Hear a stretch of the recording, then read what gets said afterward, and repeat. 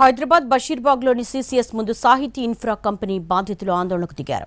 Pre launch పేరిట 2500 మందిని మోసం చేశారంటూ బాధితులు నిరసనకు దిగారు. శర్వాణి ఎలైట్ పేరుతో 10 టవర్లు నిర్మిస్తామంటూ 1500 కోట్లు వసూలు చేశారని ఆరోపించారు. సీసీఎస్ ఏసీపీ ఉమామహేశ్వరరావు అరెస్టుతో బాధితులు బయటకొస్తున్నారు.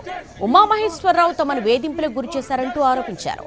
కేసు విచారణ వేగవంతం చేయాలని ఆందోళనకు దిగారు సాహితీ ఇన్ఫ్రా కంపెనీ బాధితులు.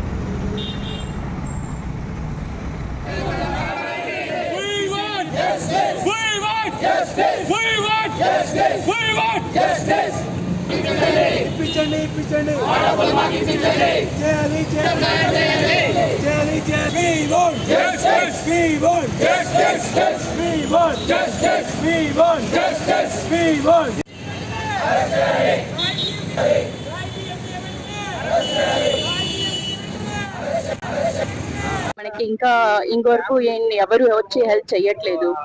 మనం ఎంతమంది పొలిటీషియన్స్ అప్రోచ్ అయ్యాము, ఎంత సిసిఎస్ కి వచ్చాము, రేరాలో కంప్లైంట్ వేసాము, కానీ ఎక్కడి నుంచి కూడా మనకి ఏం సపోర్ట్ రావట్లేదు. సో 1200 ఫ్యామిలీ మెంబర్స్ మనకి రోడ్ ఎక్కాము అంటే చాలా ఇబ్బందికరం. సో కొంచెం ఎవరైనా వచ్చి తొందరగా మనకి హెల్ప్ చేస్తే చాలా బాగుంటుంది.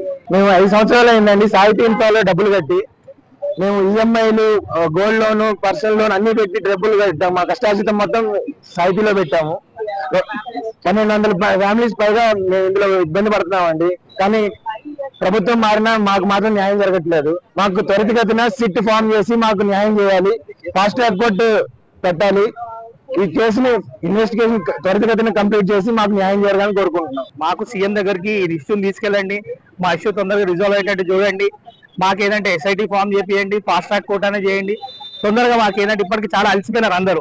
చాలా మంది రిటైర్మెంట్ అయిన డబ్బులు పెట్టినారు. ఇంకా వాళ్ళకి ఏంటంటే కనీసం యంగ్ ఉండాలన్నా కొంచెం ఏదైనా ఎర్న్ చేస్తారు, కానీ వాళ్ళకి ఇంకా డబ్బులు లేవు, సోర్స్ లేవు. ఏదో ఒక ఇల్లు వస్తుంది అని చెప్పి పెట్టినాము. అప్పట్లో మేము పెట్టింది 2500, 3000 ఎస్ఎఫ్టీ. ఇప్పుడు వచ్చేసి అదే ఏరియాలో ఇప్పుడు 7000 ఎస్ఎఫ్టీ అయింది. ఎక్కడికి వెళ్ళి తీసుకుంటాం ఇల్లులు మేము? ఇప్పటికి అప్పుడు 2020లో తీసుకున్న లోన్స్ ఇంకా కడుతున్నాం మేము. ఈఎంఐస్, పర్సనల్ లోన్స్ ఇంట్రెస్ట్ కి తీసుకుని కడుతున్నాం ఇంకా. సో మేము అడిగేది ఒకటే, మాకు జస్టిస్ ఫ్లాట్ అయినా ఇప్పియండి, మాకు లేదంటే మా డబ్బులైనా మాకు ఇవ్వండి. ఇది ఒకటే మేము రిక్వెస్ట్ చేస్తున్నది సీఎం గారికి. ఎట్లా 2022లో సిసిఎస్ లో కేసు ఫైల్ చేశాము. అప్పటి నుంచి 3 ఇన్వెస్టిగేటింగ్ ఆఫీసర్లు మార్చారు. ఇప్పుడు కూడా ఉమామహేశ్వరరావు గారిని పొలిటీషియన్ ప్రెషర్ వల్ల మార్చారు. మాకు న్యాయం జరిగేలా కనిపించట్లేదు. తక్షణమే గవర్నమెంట్ రియాక్ట్ అవ్వాలి.